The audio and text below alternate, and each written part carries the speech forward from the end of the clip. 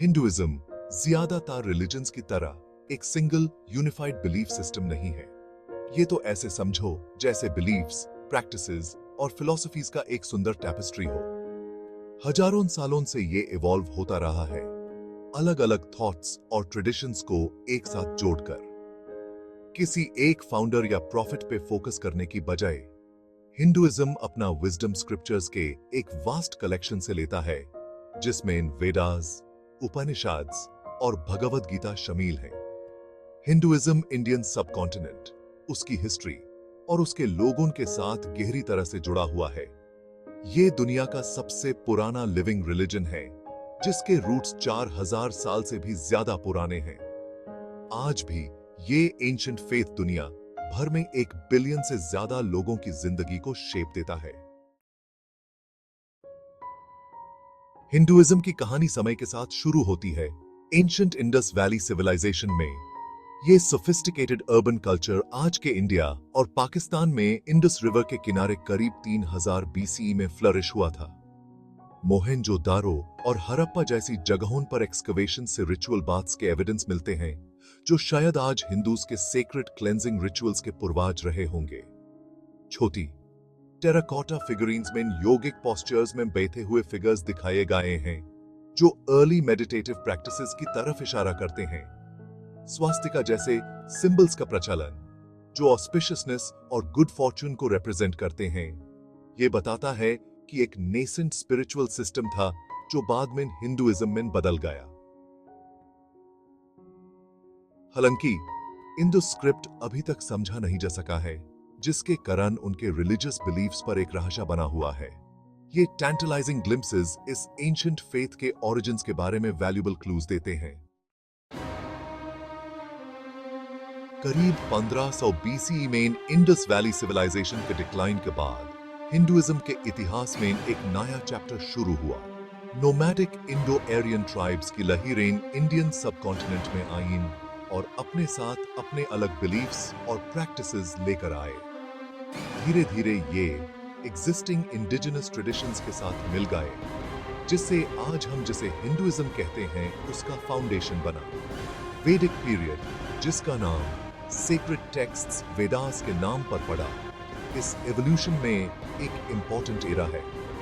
1500 और 500 बीसीई के बीच composed Vedas hymns, prayers और रिचुअल्स का एक कलेक्शन है, जो उस समय के इवॉल्विंग रिलीजियस कॉन्शियसनेस को रिफ्लेक्ट करता है। इस पीरियड में उपनिषद्स का भी इमर्जेंस हुआ, फिलोसॉफिकल टेक्स्ट्स जो रियलिटी की नेचर, सेल्फ और अल्टीमेट ट्रूथ के बारे में बात करते हैं। अपने हार्ट में हिंदुइज्म धर्म के कॉन्सेप्ट के इर्द गिर्द घूमता है एक संस्कृत वर्ड, जिसका ट्रांसलेशन अक्सर ड्यूटी, राइचियसनेस या कॉस्मिक लॉ के रूप में किया जाता है। धर्म में एथिकल और मॉरल प्रिंसिपल्स शामिल हैं, जो इंडिविजुअल्स और सोसाइटी को हार्मनी और बैलेंस की तरफ गाइड करते हैं। एक और सेंट्रल टेनेट कर्मा में बिलीफ है, the law of cause and effect. ये प्रिंसिपल बताता है कि हमारे एक्शंस, चाहे वो फिजिकल हो या मेंटल, उनके कॉन्सिक्वेंसेस होते हैं, जो हमारी प्रेजेंट लाइफ और फ्यूचर रीबर्थ्स को शेप देते हैं। कर्मा को समझने से हिंदूज को अवेयरनेस और कंपैशन के साथ एक्ट करने के लिए इनकरेज मिलता है, और वो सभी बीइंग्स के इंटरकनेक्टेडनेस को पहचानते हैं। हिंदुइज्म मोक्षा की परस्यूट पे भी जोर देता है, जो कि बर्थ, डेथ और रीबर्थ के साइकिल से लिबरेशन है। मोक्षा अल्टीमेट गोल को रिप्रेजेंट करता है, डिवाइन के साथ वन होने के नाते अपनी ट्रू नेचर का रियलाइजेशन। वेदास, जिसे अक्सर श्रुति कहा जाता है, जिसका मतलब है that which is heard, Hinduism में एक पैरामाउंट इंपॉर्टेंस रखते हैं। इन एंशिएंट स्क्रिप्चर्स को रिलीजन का फाउंडेशनल टेक्स्ट माना जाता है, जो ह्यूमैनिटी को डिवाइन ट्रूथ्स रिवील करते हैं। इन्हें किसी एक ऑथर के साथ एट्रीब्यूट नहीं किया जाता है, बल्कि ये माना जाता है कि ये इटर्नल कॉस्मिक साउंड्स हैं, जिसे ऋषिस नाम के सेजस ने सुना और ट्रांसमिट किया। वेदस को 4 मेन कलेक्शंस में डिवाइड किया गया है: ऋग वेदा, यजुर्वेदा, सामवेदा और अथर्ववेदा। हर वेदा में हिम्स, प्रेयर्स, रिचुअल्स और फिलोसॉफिकल स्पेकुलेशंस हैं, जो रियलिटी की नेचर, गॉड्स एंड गॉडेसेस और ह्यूमन कंडीशन के बारे में इंसाइट्स देते हैं। ऋग्वेदा, जो कि सबसे पुराना है, वेरियस डेटीज को डेडिकेटेड हिम्स का कलेक्शन है, जिसमें उनकी पावर की प्रेज की गई है और उनसे ब्लेसिंग्स मांगी गई हैं। ट्राइमूर्ति का concept Hindu Trinity, creation, preservation और डिस्ट्रक्शन के साइक्लिकल नेचर को रिप्रेजेंट करता है, जो यूनिवर्स को गवर्न करता है।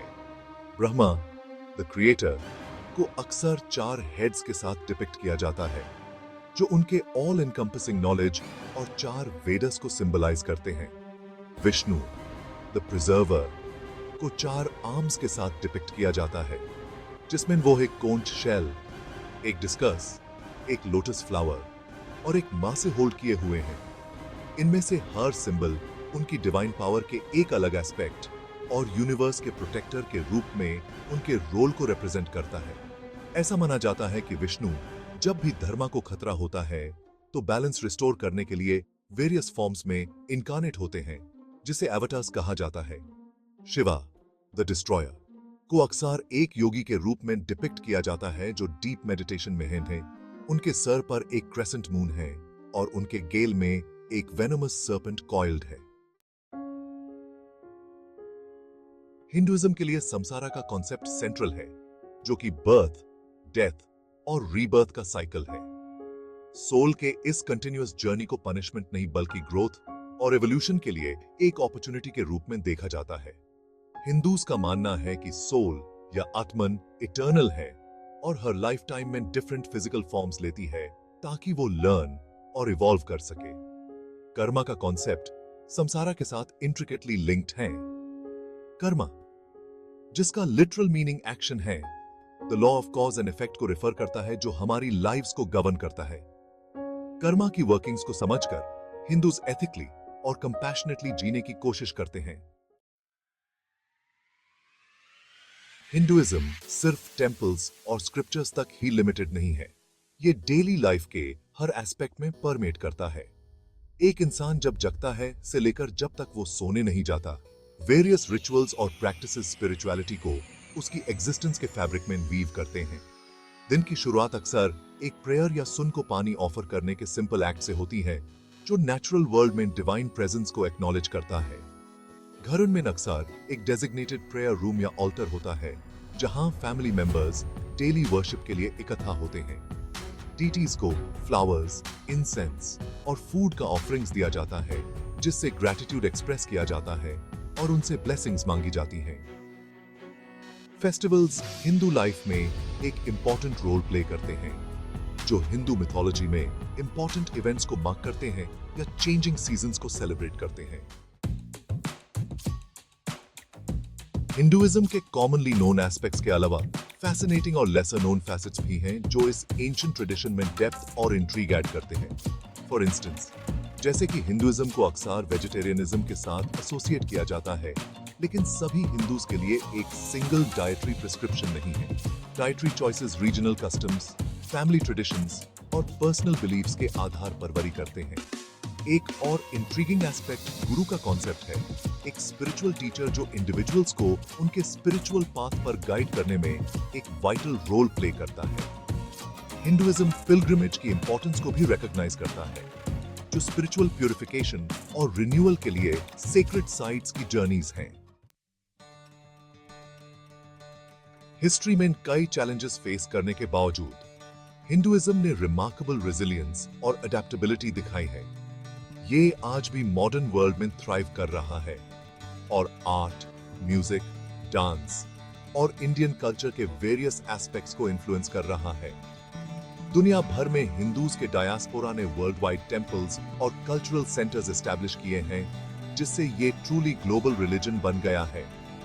रिसेंट इयर्स में योगा, मेडिटेशन और अदर एंशिएंट हिंदू प्रैक्टिसेस में इंटरेस्ट बढ़ा है उनके फिजिकल, मेंटल और स्पिरिचुअल बेनिफिट्स के लिए। इंटरेस्ट का ये रिसर्जेंस इस बात को रिफ्लेक्ट करता है कि लोग ये रिकॉग्नाइज कर रहे हैं कि मॉडर्न लाइफ की कॉम्प्लेक्सिटीज को नेविगेट करने के लिए हिंदुइज्म विजडम और इनसाइट्स ऑफर करता है।